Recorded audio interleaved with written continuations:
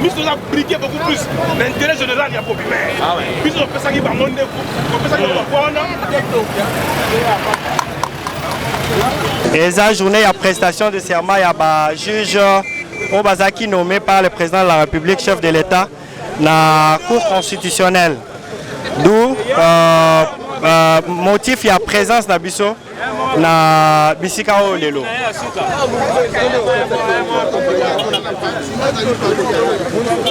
Oyo ezali parti URCO. URCO ezali co-signifié Union pour la réussite du Congo. Eza l'autorité morale le président Simon Ikamba. Alors, URCO est un parti où ils ont une idéologie, il y a qu'à gagner, mais réussir ensemble. Voilà la vision Nabiso, voilà leitmotiv Nabiso. Dieu vous en prie.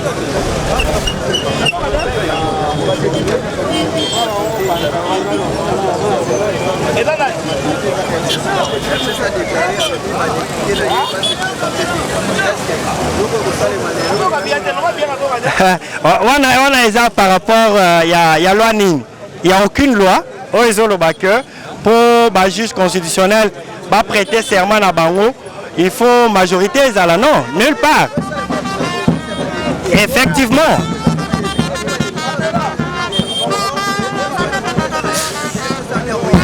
Non. Je voudrais que la nuance il faut que le Parlement est à la majoritaire, non. Loi organique, ils ont régir fonctionnement à la Cour constitutionnelle les autres babouilles. Juge constitutionnel, prêter serment, la présenter à la nation devant Mokozambo, le chef de l'État, devant Assemblée nationale, Sénat, devant peuple congolais, devant bureau, il y a conseil supérieur, il y a magistrature. Alors, Balobi nulle part qu'il faut à la présenter devant la majorité, non. Mukolo Lelo, ceux qui ont tali la carte, il y a hémicycle, il y a assemblée, il y a parlement. Au concours, il y a la présence des députés nationaux, ils sont disponibles. Il y a des sénateurs. Il y a opposition, tout comme il y a majorité. Donc, il y a pouvoir. UDPS, le cash en fait. Et ça, il y a majorité. Voilà, présence, il y a des députés, il y a cash, il y a des sénateurs, d'où ton monité, pourquoi prestation de serment et que ça les matin. Donc, prestation de serment et que ça les matin, parce que Moutou Azozoua acte, il y a prestation de serment, Azali, Mokozambo, chef de l'État, à Koko, d'un moment à l'autre. Alors, cérémonie, on connaît très bien. Mais c'est pourquoi moi je ne veux pas que Ocha FCC. Je ne veux pas que Ocha partenaire à FCC. Mais FCC nulle part dans la loi organique. Balobi, il faut FCC Zala. Ou soit une quelconque majorité. Balobi devant l'Assemblée nationale. Député au Baza Awalelo. Devant Sénat. Sénateur au Baza Awalelo. Bazo représenté l'Assemblée nationale dans le Sénat. D'où nous avons dit pourquoi nous sommes le matin.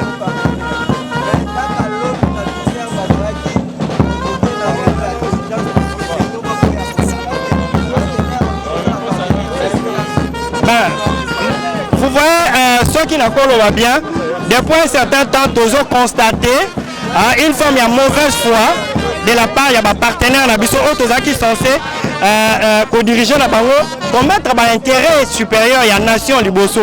Alors, les partenaires, c'est comme si la carte a manigancé le plan Moroboye, ils ont cadré l'intérêt général. D'où le président de la République, en tant que garant et bon fonctionnement, il y a une institution, il y a Moka, Azan a devoir républicain, il y a faire en sorte que Moka est bloqué par un groupe d'individus. Donc ceux qui vont estimer que Bakoko Zalate, ils ont droit à Bango, mais les députés Baza Awa, Bazo ça la partie Assemblée nationale, na sénateur Bazo ça la partie il y a Sénat, Baza Wana, bureau il y a conseil supérieur à magistrature ils allaient représenter, peuple congolais Azali Awa. J'espère que aux images, au Komona que le peuple est là et ils ont vraiment une ambiance joviale. Nous, nous pensons que l'école est très très bien. Les juges fonctionnent à Bango pour que les lambeaux comme ça là.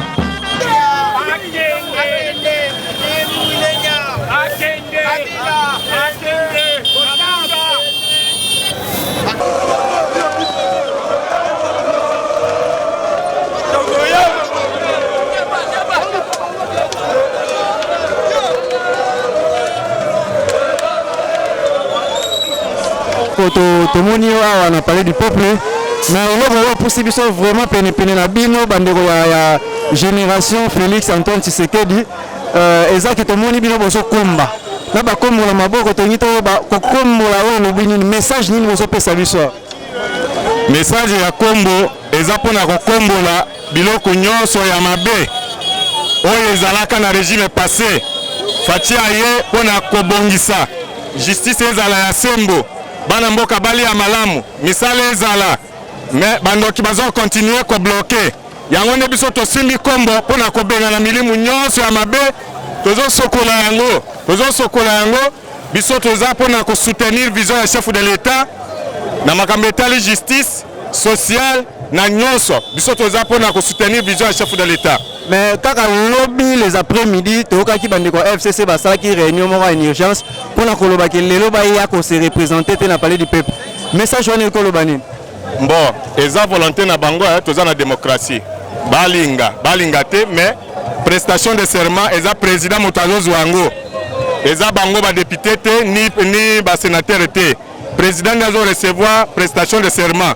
Bango bazala baza comme ba invité. Ceux qui baye, ça va. Ceux qui baye te, ça n'engage que tous dans la démocratie. Donc, présence ou absence na bango échanger le et là comment exacté. Président violé pe ata mi be comment côté azana ligne droite donc toujours que na ligne moko ya malam. Merci. Biso ba jeune congolais, ba jeune ya MLP toye parce que lelo ezali mokolo ya libération ya mboka.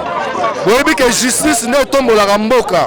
Le lot est soutenir les juges pour ça la prestation de serment. On a Basungamboka, Basungamokonzamboka. Alors, ils allaient journée à libération. Raison pour laquelle Bissobaï MLP, Bilingue, doit soutenir avec force la démocratie et non la dictature.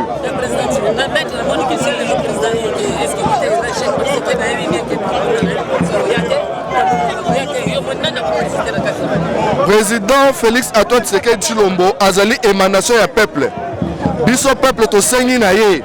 Aya ko participer liboso ya ba juge o ba ko prêter serment liboso na ye. A décevoir peuple te. Azali mokonzi ayoke la biso. Donangonga moke akoya pe ba juge ba ko prêter serment liboso na ye. Peuple congolais, totika kolala, totika kolota. Journal lelo ezali journée à libération et justice. Bilomo bobi, la justice élève la nation. Donc yango biso, benyenyo bakola venir ya Congo, doye ko soutenir ba œuvre justice. Pour la justice est symbole mboka, mboka etombama.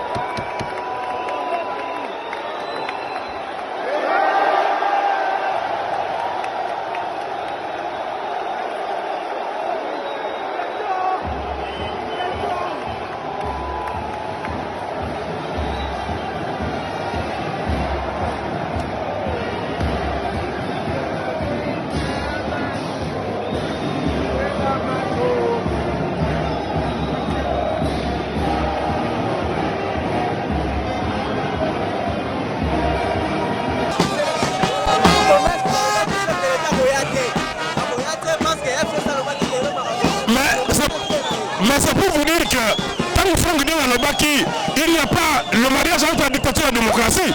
C'est pour vous faire voir que non, que Fatih Bato, le président élu, ça prouve comment est-ce que la population est derrière son président. C'est ça.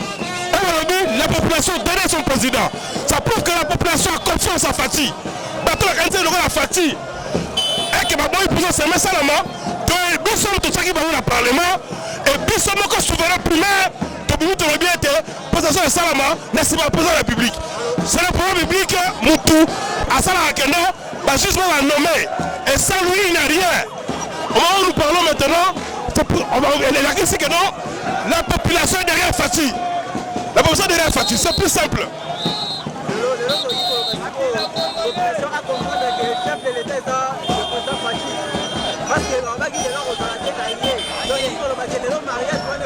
Il n'y a pas de match, mais le lot installé, le lot c'est qui, infrastructure. Il y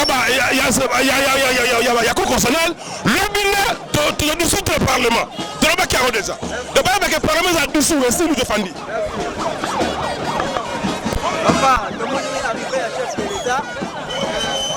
C'est la plus grande victoire jamais connue. Au moins, à l'équipe, pona kolakisa ke azali véritable démocrate. Oba makambo mususu baza koloba bazalaki kaka tango basalaki coalition na bango bazalaki toujours na agenda caché. Uta babandi baza kotia kaka bakroka njambe ba pot de banane mikolo nyonso. Oya lelo ezali divorce toza kozila. Ndenge balobaki kabura lobaki totala soko bango bayete. Le divorce est consommé. Et c'est consommé automatiquement. Ça n'a même pas besoin de... Non. Le losobo likambo il est qui? Félix Akede avant de Kimia.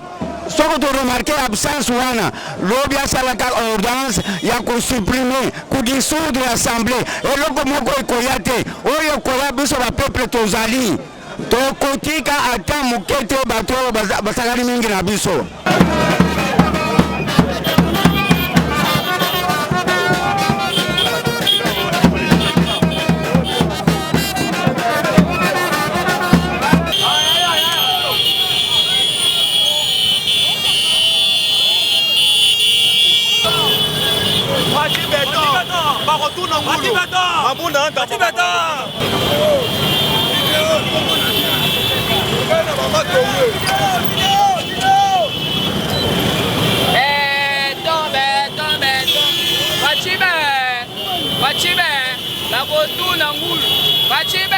Tosala bevelete sengola bino boti kolanda biso bomoni arrivé à chef de l'État bomoni boyoki ba commentaire ya bandeko mosusu ndenge balobi lobi en tout cas il y a pas match balobi lelo mariage ekufi lelo moko etikali soko na soko, bon soko na soko c'est trop dire, mais mandat oyo afati etikali yo moko na population na ye. Donc balobi bango na FCC mariage eza lisusu te, makambo sili le sili parce que le président Fachi a tiré makolo na ye na parler du peuple, ba juge peut ba prêter serment na bango. Donc il n'y a pas match, il n'y a pas à dire. Donc restez branchés. Comme vous le constatez vous-même au jour d'aujourd'hui, je vous avais dit autrefois que le principe de parallélisme de forme donne prérogative au chef de l'État de nommer et de déchoir. Et qu'au jour d'aujourd'hui, c'est ça l'accomplissement. Alors, Madame Janine Mabunda, Monsieur Tambwe Mamba et consorts, ils ne peuvent pas se substituer au juge d'interprétation de la loi. Ce n'est pas une qualité leur conférée. Alors, je dis ceci, s'ils se posent, donc il y avait quelque chose de louche. Et je leur rappelle, comme disait autrefois l'un de leurs, qui disait que non, ne faut pas penser que le ciel va tomber sur les Congolais. Et voilà, les juges ont prêté serment. Et bientôt là, les Congolais et les Congos vont maintenant récupérer sa valeur qui lui était ravie depuis longtemps. Donc, l'UDAP, en tant que défenseur du peuple, nous disons que non, nous soyons le courage du chef de l'État et à ce moment, le chef de l'État, nous lui conférons la qualité d'un grand défenseur des droits du peuple. Donc c'est un grand défenseur des droits du peuple. Donc nous sommes très contents parce qu'il a suivi la voie de le grand défenseur du peuple, Étienne Tshisekedi Wamulumba, avait tracé. Donc c'est une décision courageuse. Nous avons salué, nous avons soutenu à 100%. Hormis votre casquette de président, vous êtes aussi un homme de droit. D'après vous, cette cérémonie, ce n'est pas un forcing? Non, il n'y a pas, ce n'est pas un forcing. Mais du moins, ce sont les gens qui étaient mal intentionnés, qui voulaient prendre notre peuple en otage, qui se sont retirés, qui se sont soustraits. Donc, ils ne devaient que se soustraire parce que leur pensée machiavélique ne devrait pas donc collaborer avec une pensée qui est très géniale, qui est saluée par le peuple entier. Vous constatez, le peuple est là, en train de manifester sa joie. Donc, c'est-à-dire que nous, le chef de l'État a rencontré donc ce qui était la volonté du peuple. Donc, c'est-à-dire que non, tout est bien, tout est légal. Ce n'est pas un forcing parce que vous avez quand même testé la température et vous voyez que non, le peuple, donc nous c'est le peuple d'abord. Nous c'est le peuple, c'est l'intérêt du peuple d'abord que nous nous défendons. L'intérêt du peuple est sauvegardé, nous sommes très contents.